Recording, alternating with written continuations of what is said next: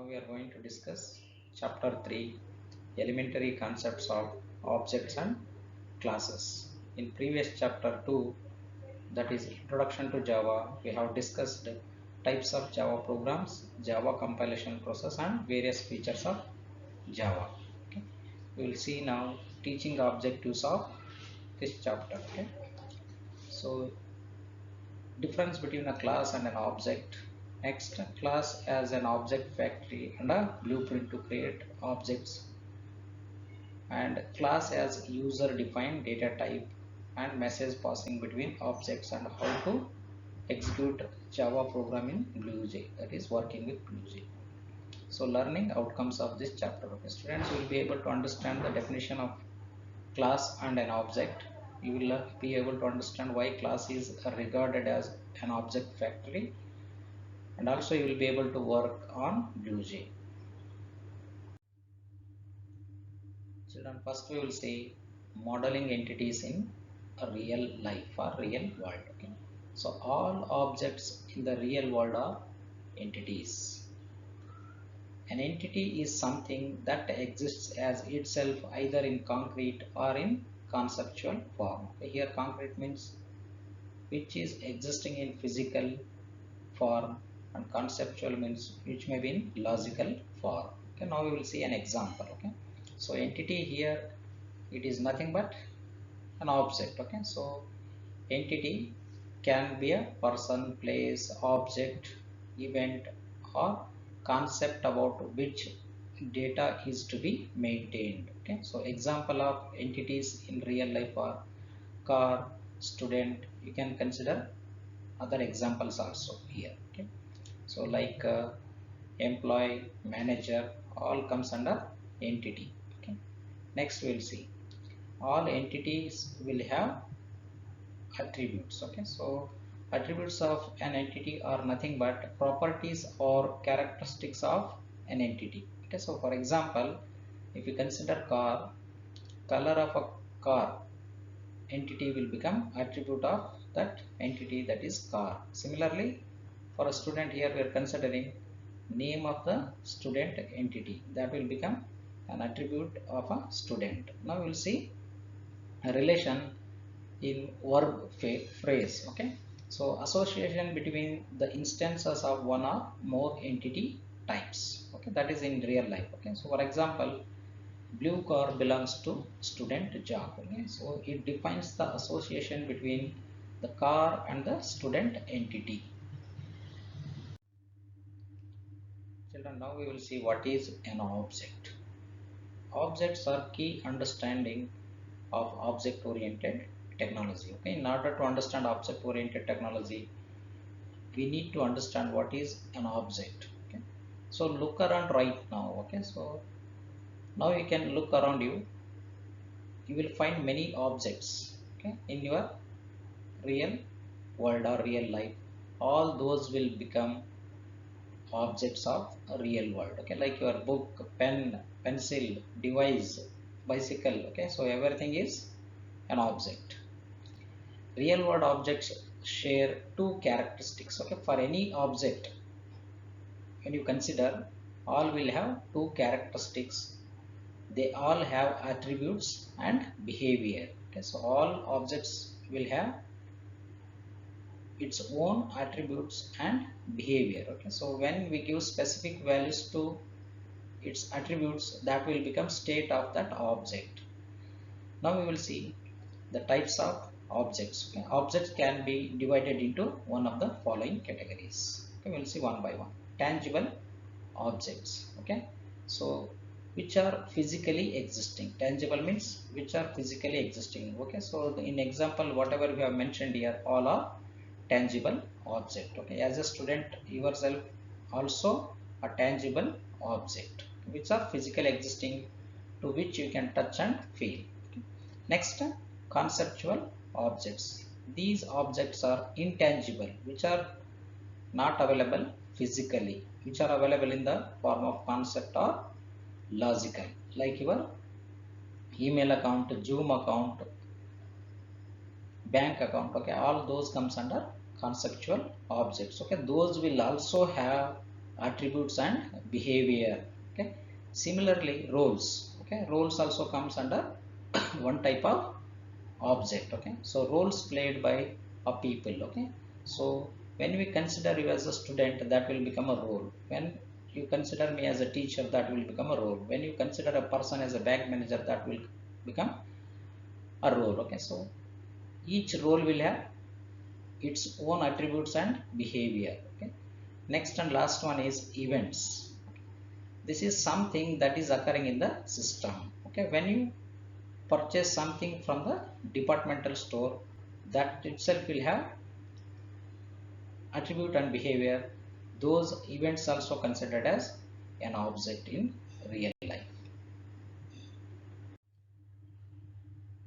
Children, now we will see more about what is an object in program. Okay, an object is an identifiable entity that has its own set of attributes, behavior and state. Okay, now we will see what are attributes, behavior and state. Okay, so attributes, these are represented by variables. Okay, in Java class or Java program, attributes of an object are represented using or declared using variables. Okay, so attributes are nothing but individual characteristics that differentiate one object from the other. Okay, when we consider two objects of a particular class, so these attributes will differentiate one object from the other. Okay, so how we going to represent attributes of an object in a class, children? Using variables, or by declaring the variables which will have its data type and the range of values that can be stored in it. Okay, so next we'll see behavior. Behavior is represented by methods or functions in a Java program. Okay, so behaviors or functions are nothing but the operations or actions that an object can perform. Okay, that is behavior. Now we will see what is a state. Okay, state, it is defined by set of values held by attributes. Okay, so when we create an object, then only state of an object comes into picture. Okay, so when we create an object will have properly defined set of values for all the attributes defined in the class. That will become state of an object. Okay, each object will have its own set of state or attributes which will differentiate an object from other objects of the class. Now we will take one example of mobile class. So here we are considering a few attributes, not restricted to these mentioned here. So we can have more attributes also, and the consideration of attributes depends on the requirement of the class or program. Okay, so here we are considering attributes of any mobile will be brand, that is company, so model, color, camera quality, then or camera pixel, then screen size. Behavior, what are all operations or actions we can perform using mobile. Okay, so we can dial a number, we can start a call, we can end call, we can click picture or take picture, we can play music. Okay, here we have considered only few. Depending on the requirement, we can have more attributes or more behavior of a mobile. Okay, so these will become the attribute and behavior of the object created from mobile class. Okay, so these will be declared within the class. Attributes are declared using variables with its data type, and behaviors are defined using methods or functions within the class. Okay, this shaded portion represents the class declaration or class definition. Okay, so when we create an object, okay, so that particular object will have its own state. Okay, so now you see, state of an object is nothing but properly defined values stored in all the attributes defined in the class. Okay, suppose if you take object 1, its state will become, so brand we are considering Apple, and model is iPhone 12 Pro, and the color of the mobile object is gold, and the camera quality is 24 megapixel, and screen size of that mobile is 6.1 inch. Okay, these are properly defined values stored in the attributes defined in the class for that particular object. Okay, so each object of this class will have its own state. Okay, which will be used to differentiate one object from the other. Okay, so here this will come into picture when we create an object. Okay, so class just represents or its specification of a blueprint of an object to be created from the that class. It will not have any values stored in the attributes, that is class. Okay, when we create an object, that object will have its own state with properly defined values for all the attributes defined in the class. Children, now we will see why class is called as the object factor. Okay, once a class is defined, okay, once we define the class, we can create any number of objects belonging to that class. Okay, so all the objects will share the common attribute and behavior. Okay, hence a class is known as object factory. Okay, so once the class is defined, okay, we can create any number. Okay, there is no limit. Okay, we can create any number of objects which will share, means which will have the common attributes and behavior. Hence a class is known as object factory. Okay, so an object belonging to a particular class is called an instance of that class. So now we will see how a class is different from an object. Okay, so here a class is just a specification of the object, or it is a blueprint of the object to be created from that class. Okay, so within the class, the attributes, that is variables and behavior represented by methods in a class are thus declarations that do not contain any values. Okay, within the class, the attributes and behavior will not have any values. Just these are specification of an object. Okay, so that is declarations in which no values are stored. Okay, so when it comes to an object, okay, so an object is a concrete instance of a class. Okay, so when it comes to an object, it is a concrete instance of a class with properly defined values of each attributes and behaves as per the methods of the class. Okay, so object will have its own state.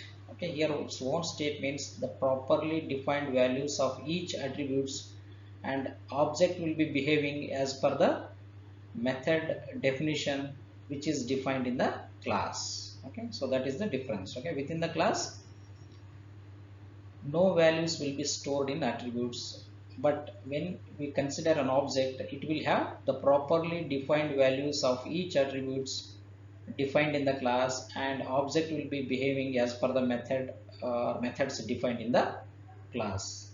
This is the difference between class and an object. Children, now we will see class as a user defined data type. Okay, so where exactly data type comes, children?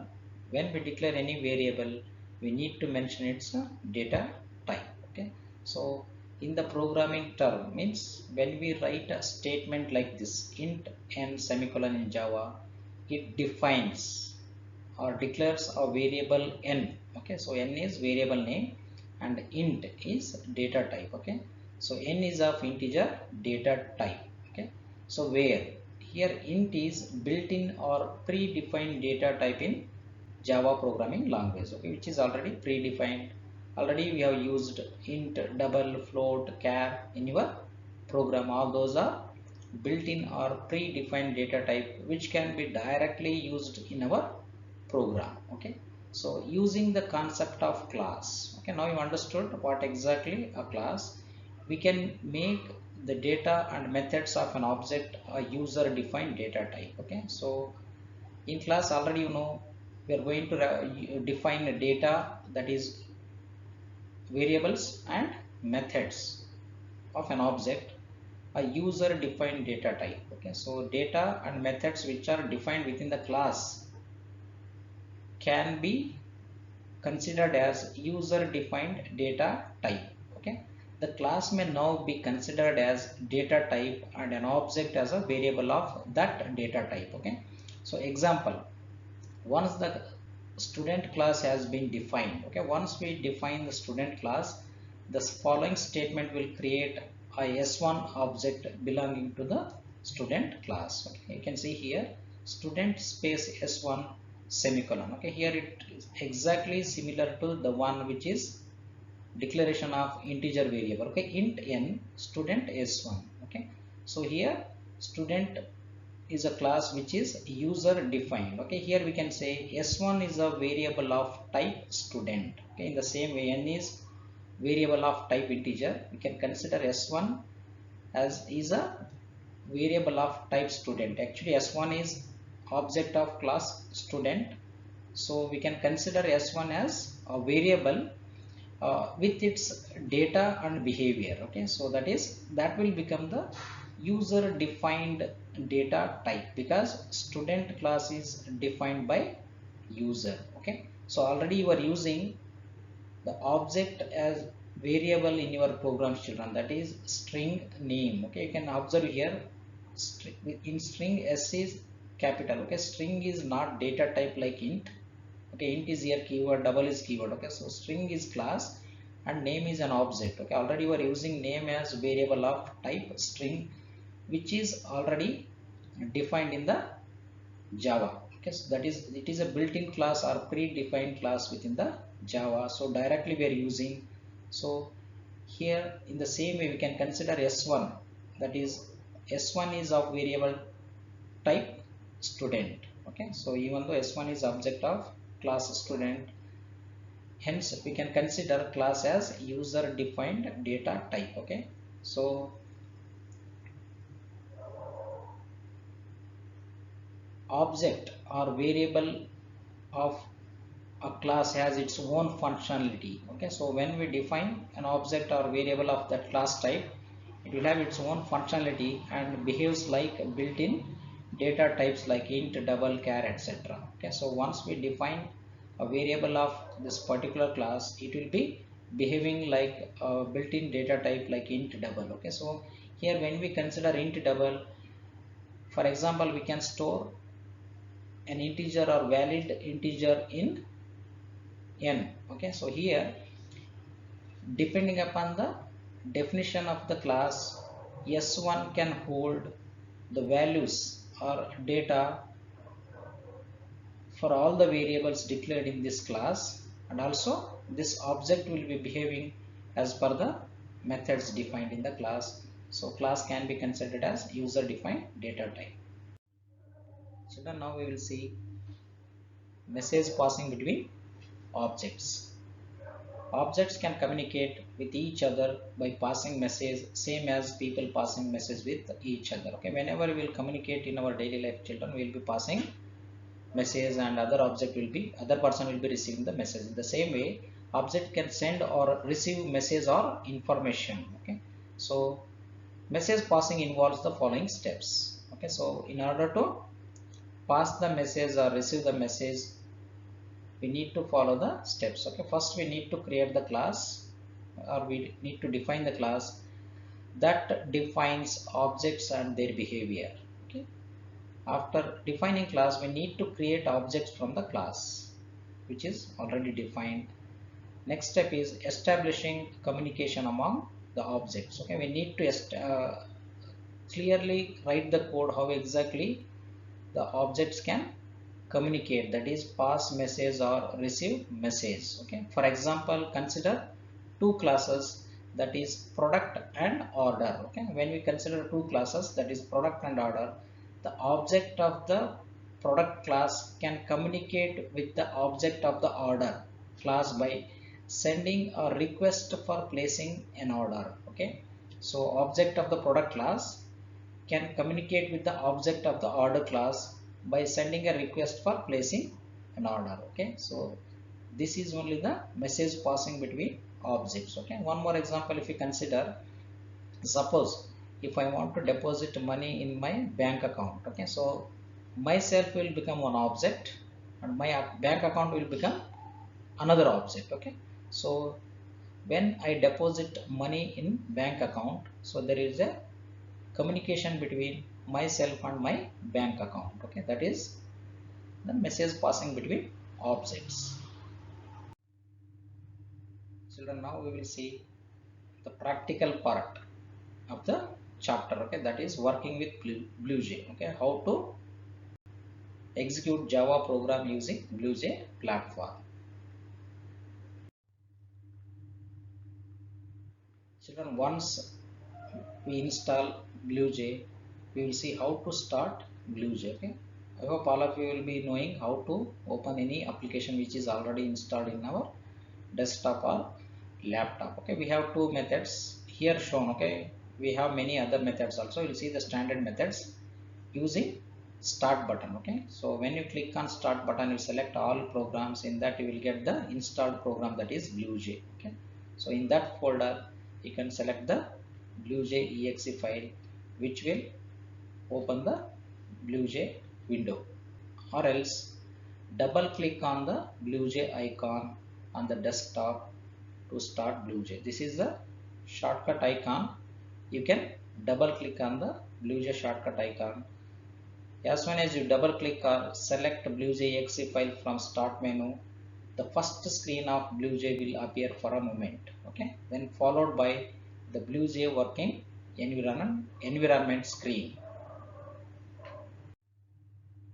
So when you open or run BlueJ, it will show the BlueJ working environment screen as shown in the diagram. Okay, this is the BlueJ working environment screen. You can see here BlueJ icon is there, and also title bar with various menus. Okay, and these buttons. Okay, minimize, restore, and close button. So now we will see how to create a new program in BlueJ environment. Okay, so how to type, compile, and execute Java program in BlueJ environment step by step. Okay, for the first time when you run BlueJ application, it will show the BlueJ window where you will not have any project. Okay, so for the first time you will be creating a project, okay, which is similar to a folder. Okay, so this step you will be doing for the first time. Okay, so it will be acting as folder where you will be creating or defining all the classes. All the classes will be in this project only. Okay, so you will see the steps. Okay, you can see here in BlueJ window we have the first menu is project. Okay, click on the project menu. A pop-up menu appears. Okay, as soon as you click on the project menu, this pop-up menu appears. Select the new project option from it. Okay, so you need to select new project as you are going to create, as you want to create the new project. Okay, so you will find the new project dialog box which is shown here. Okay, this is the new project dialog box. You can see in the title bar of this dialog box. Okay, so define the project name. Okay, you will be asked to type the project name in the name text field. Okay, so let us say ICSC. Okay, here we are considering ICSC as the project name, which will store the file for this project. Okay, so click on the create button to move to the next line. Okay, after typing the name of the project, you can, or you have to click on create button. Okay, so to move to the next screen, or OK button to move to the next screen. Okay, so as soon as you click on OK button or create button, the next it will so now we'll continue with the how to create new program in BlueJ. Okay, so as soon as you create new project, okay, so you will get the project window, that is ICSC, okay, which we have created in previous step. Okay, so next step is you need to create a new class, that is new Java program. Okay, each class is a new Java program. Okay, so in order to create new class, we have various options. In that, the easier one is a new class button. Okay, so create new class dialog box appears. Okay, as soon as you click on new class option or button, a new class dialog box appears like this. Okay, this is the new class dialog box. Okay, so we have another option to create new class is edit option. Okay, you can also click edit option to create new class in the project which is currently open. Okay, so where you have to give the name of the class. So you should give the name of the class in create new class dialog box. Okay, so this is the dialog box. So here whenever you are giving the name of the class, we need to follow certain identifier naming rules we'll discuss in coming chapters. Okay, so here I am giving it as a sample. Okay, so as soon as I type sample class name and click OK, the new class sample class icon will be appeared in the project window. Okay, this is ICSE project, you can see here on the title bar. Okay, so this is the sample class icon. Okay, it is a class name here which is appearing sample. This is the class icon which is in the ICSE project. In order to type source code, we need to open the class, that is sample class, which we have created in previous step. Okay, so when you double click on that, it opens in source code view. Okay, this is the source code view. So to create a new program, you need to follow, as per your syllabus, you need to follow these steps. Okay, double click on sample class icon. Okay, so when you double click on the sample class icon in the project window, the program code window appears as shown in the figure. Okay, this is source code view of your class. Okay, so select the program code by pressing Ctrl A. Okay, you should select the entire pre-generated code. Okay, so Ctrl A and delete the program code. Okay, you should delete the entire code or pre-generated code. Okay, now type a new program in the source code window. Okay, so you need to type the program, that is source code, in the source code view of your class. Before typing a new program, just we will have a look at structure of a Java program. Okay, so declaring class or defining a class. Okay, so this is the structure or general format of any Java class. Okay, so class, it will start with the keyword class, then name of the class. So in our example it was sample. Okay, class sample, then you need to open the brace. Okay, so whatever you will be enclosing, that will become the beginning of the class, and the closing brace indicates end of the class. Okay, already you know that in any class you will be defining or declaring variables or fields which represents attributes of an object, and methods or functions which represent behavior or operation of an object. Okay, so this is the class declaration. Okay, so all the statements of belonging to a class must be enclosed in pair of braces. Okay, the class body, the area between the braces. Okay, this part is called as body of the class, contains all the code that provides for the life cycle of the objects created from the class. Okay, so declaration of variables or fields that provide the state of an object and methods to implement the behavior of an object. Okay, already know this. Children, we here we will have a simple program in the sample class. Okay, this is a class sample, this is a general format we have seen. Okay, this part is the body of the class. Okay, from opening brace to closing brace of the class. Okay, so within class, here just we are defining a behavior of an object which will be created from class sample. Okay, so here this is a method. Okay, public void display, this is method, and we have only one statement which is part of this method, that is output statement. Okay, system.out.println. So when we invoke this method will display the text, that is welcome to Java programming on terminal window. Now after typing a class or a Java program in a source code view of a Java file, you need to compile program first. Okay, so when you compile it, compiler will check for compile time error. Okay, that is syntax error.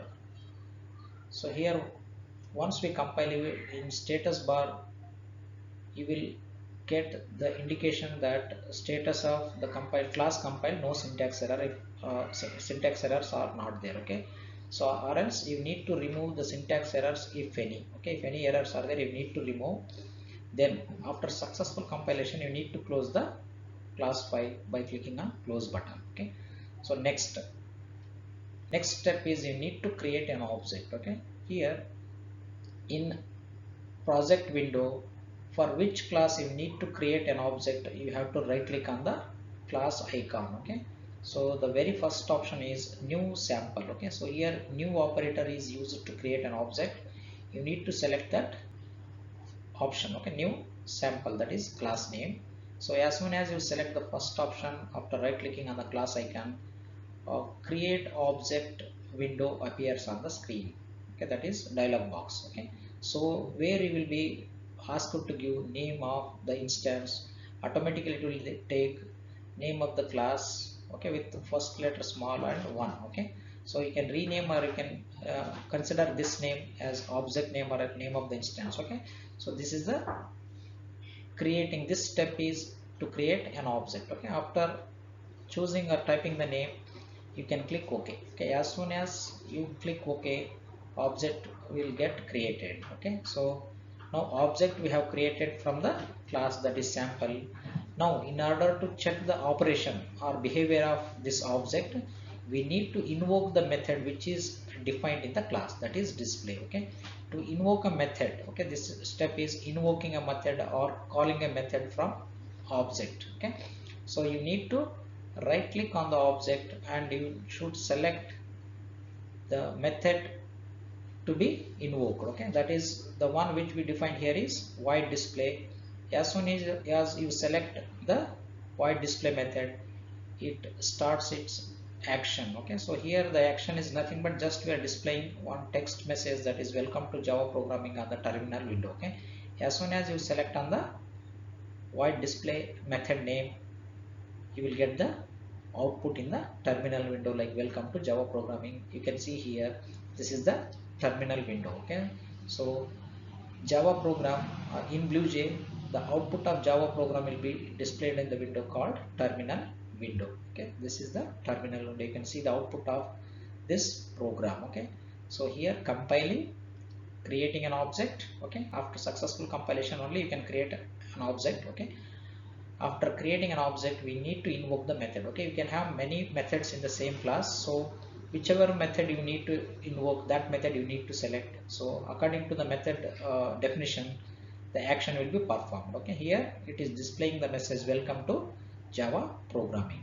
Okay, so these are the steps from starting BlueJ to typing a program, compiling a program, and creating an object and invoking a method and checking the output. Children, read the chapter in the textbook, solve the textbook exercises given at the end of the chapter, create your own BlueJ project and write simple Java programs in it. Okay, compile and execute the programs in BlueJ